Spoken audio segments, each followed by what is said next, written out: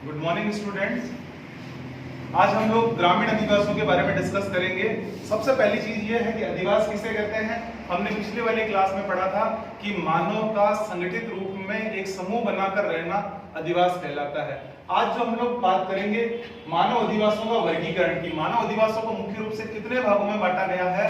तो मानव अधिवासों की बात आती है तो उसको कार्यों के आधार पर अकॉर्डिंग टू वर्क जो इनका क्लासिफिकेशन किया गया है वो दो तरह से है, ग्रामीण अधिवास और सेकंड है नगरीय अधिवास। सबसे पहले अगर हम देखें तो रूरल सेटलमेंट से अभिप्राय यह है कि ऐसे अधिवास जहां पर मानव ग्रामीण कार्य करता है। ग्रामीण कार्य यानी जैसा कि हमने पढ़ा कि कार्यों के आधार पर अकॉर्डिंग टू वर्क ग्रामीण क्षेत्रों में या ग्रामीण अधिवासों में व्यक्ति कृषि कार्य करेगा, प्राथमिक व्यवसायों में संलग्न रहेगा और नगरीय क्षेत्रों में द्वितीयक तृतीयक व्यवसायों में संलग्न रहता है। तो यहाँ ग्रामीण अधिवासों में क्या होता है, मुख्य रूप से जो बिंदु हमें याद रखना है, पहला पॉइंट प्राथमिक व्यवसायों पर निर्भर, यानी ग्रामीण अधिवास के लोग प्राथमिक व्यवसायों पर निर्भर रहते हैं। दूसरा बिंदु हमें ये ध्यान में रखना है कि ये जो होते हैं ना भूमि के विदोहन पर आधारित, यानी इनके जितने भी काम होंगे सारे के सारे जमीन से डिपेंडेंट निर्भर होंगे।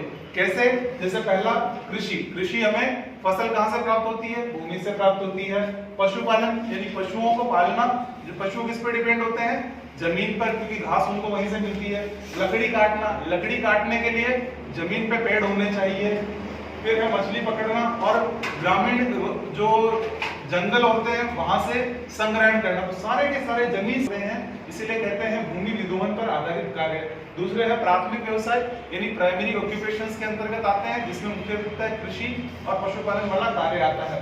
फिर दूसरा बिंदु बनता है नेक्स्ट ग्रामीण अधिवासों के प्रकार, टाइप्स ऑफ सेटलमेंट्स। जो रूरल सेटलमेंट्स है उनको कितने प्रकारों में बांटा गया है, मुख्य रूप से 4 प्रकार बताए गए हैं। पहला है सघन या गुच्छित अधिवास।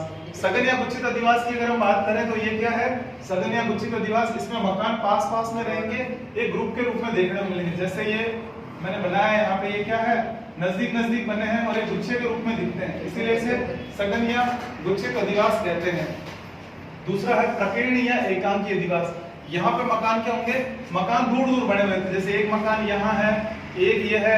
हम इसको ऐसे समझ सकते हैं जैसे मान लिया लोगों के खेत बने हुए थे, मकान खेत में बनाते हैं, एक का मकान अपने खेत में, दूसरे का अपने में, तो हम कहेंगे ये अधिवास कैसे होते हैं, छितरे और बिखरे। ये दूर दूर होंगे और बिखरे हुए अधिवास के रूप में रहते हैं। तीसरा है मिश्रित अधिवास, जिसे अर्ध सघन या अर्ध केंद्रित भी कहते हैं। यानी इसमें क्या होगा, कुछ अधिवास में तो मकान नजदीक रहते हैं, दूर।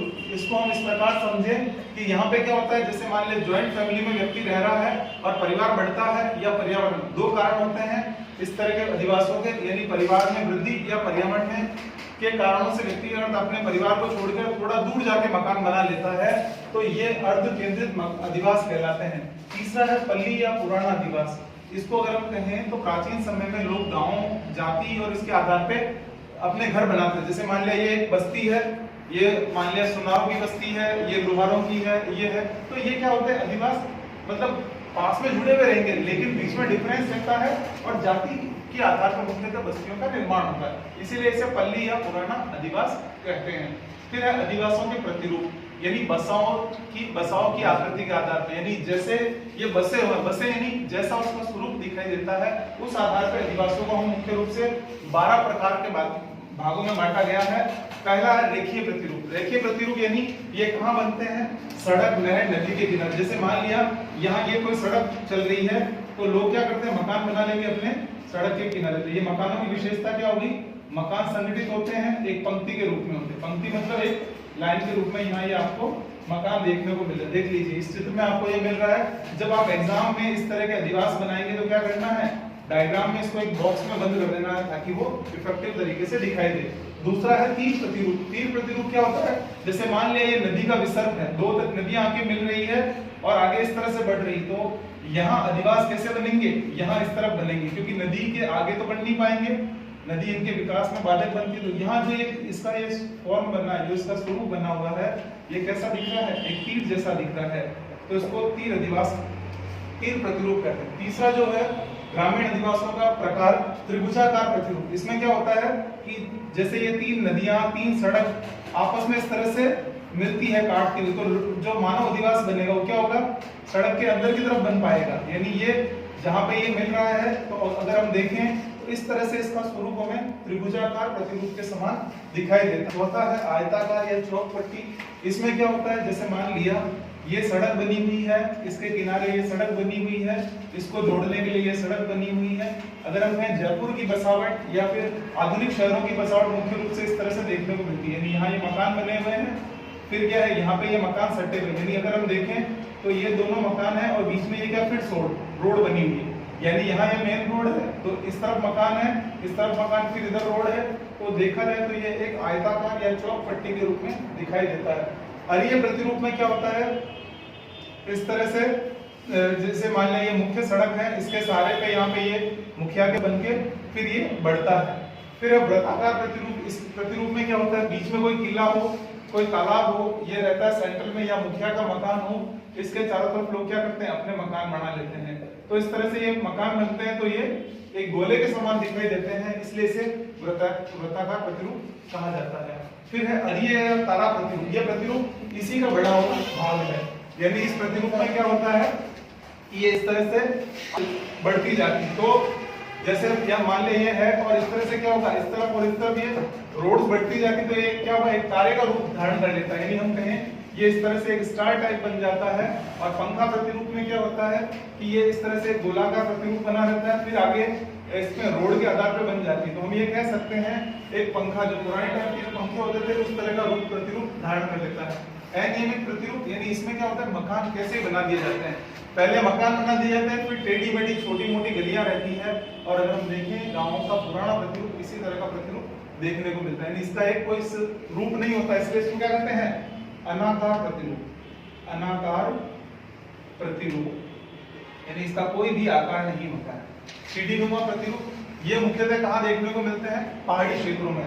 जैसे मान लिया ये पहाड़ी क्षेत्र है, तो इसके ढालों पे यहाँ मकान बन गए, यहाँ मकान बन गए, तो ये मकान दूर से देखने पे एक सीढ़ी के जैसे दिखाई देंगे, स्टेप बाय स्टेप ये, इसलिए इसको सीढ़ी प्रतिरूप कहते हैं। मधु छत्ता प्रतिरूप, मधुमक्खी का छत्ता क्या होता है, पास पास में, जैसे अगर छत्ते को देखें तो उसमें एक ही छत्ते में बहुत सारे ये छेद होंगे जिसमें मधुमक्खियां रहती है। तो यहाँ क्या करते हैं, ये स्पेशली जनजातियों वाले लोग जो पास पास में क्या करते हैं, इस तरह से झोपड़ियां बना के, यानी एक ग्रुप में रहते हैं, तो ये झोपड़ियां दूर से देखने में ऐसे लगती है जैसे कोई मधुमक्खी का छत्ता बना हो। इसके अलावा अन्य प्रतिरूप, यानी इस प्रतिरूपों के अलावा जैसे मान लिया उसके वृत्ताकार में कोई मिक्स प्रतिरूप साथ में हो गया। अब बात आती है कि ग्रामीण अधिवास जो हमने पढ़े, इन अधिवासों की मुख्य समस्याएं कौन कौन सी होती है। तो मैं चाहूंगा कि क्लास में से एक एक विद्यार्थी एक एक समस्या को बताता जाए। हाँ बेटा बताइएगा, कौन सी प्रॉब्लम है ग्रामीण अधिवासों की। एनीवन, कोई भी खड़े हो जाओ, हाँ बोलिए।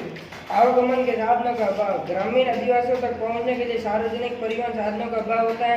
व्यक्तिगत साधन नहीं उपलब्ध होते हैं, इसलिए साधन रहित लोगों के सामने आवागमन एक गंभीर समस्या है। वेरी गुड, बिल्कुल सही, आपने सही कहा। पहला समस्या क्या होता है, आवागमन के साधनों का अभाव, यानी आने जाने के साधन बराबर समय पर नहीं मिल पाते हैं। इधर लास्ट से आप कोई भी एक पॉइंट बोल दीजिए। स्वच्छ पेयजल का अभाव। वेरी गुड, बैठिए। स्वस्थ पेयजल का अभाव यानी क्या होता है कि यहाँ पीने का जो पानी होता है वो स्वच्छ नहीं मिल पाता, क्योंकि इस पानी को शुद्ध करने के लिए फिल्टर नहीं लगा रहता। इधर गर्ल्स में से कोई एक बताइएगा। स्वास्थ्य सेवाओं का अभाव। वेरी गुड, बैठिएगा। यानी ग्रामीण क्षेत्रों में स्वास्थ्य सेवा, यानी वहाँ जो हॉस्पिटल होंगे शहरों की तुलना में इतने अच्छे इफेक्टिव हॉस्पिटल नहीं होते हैं, इसलिए वहाँ स्वास्थ्य सेवाओं की कमी देखने को मिलती है। आप बता दीजिएगा। नेक्स्ट आंसर है विद्युत आपूर्ति का अभाव। बैठिएगा, यानी शहरों की तुलना में गाँव में जो इलेक्ट्रिसिटी होती है वो बहुत कम आती है, और क्योंकि लाइटें कटती जाता है इसलिए वहाँ वो दिक्कतें रहती। नेक्स्ट अगला कोई भी बोल दीजिए। हाँ बोलिए। वेरी गुड, रोजगार के अवसरों की कमी, यानी शहरों की तुलना में गाँव में रोजगार के अवसरों की कमी देखने को मिलती है, क्योंकि वहाँ इतने पर्याप्त रोजगार नहीं मिल पाते। हाँ पीछे। सूचना तकनीक एवं दूरभाष सुविधा। वेरी गुड, बैठिएगा। यानी शहरों की तुलना में वहाँ सूचना और तकनीकी दूरभाष जो यानी टेलीफोन्स वगैरह इनकी सुविधाएं कम रहती है। इंटरनेट वगैरह की सुविधा अब होने लगी है, पहले गांव में नहीं होती थी, लेकिन फिर भी शहरों की तुलना में ये कम देखने को मिलती है। ग्रामीण अधिवासों की समस्या इंपॉर्टेंट बनती है, आपको अधिवासों का ये ध्यान रखते हुए इनकी समस्याओं को ध्यान में रखना है, ये इंपॉर्टेंट क्वेश्चन बनता है। Thank you.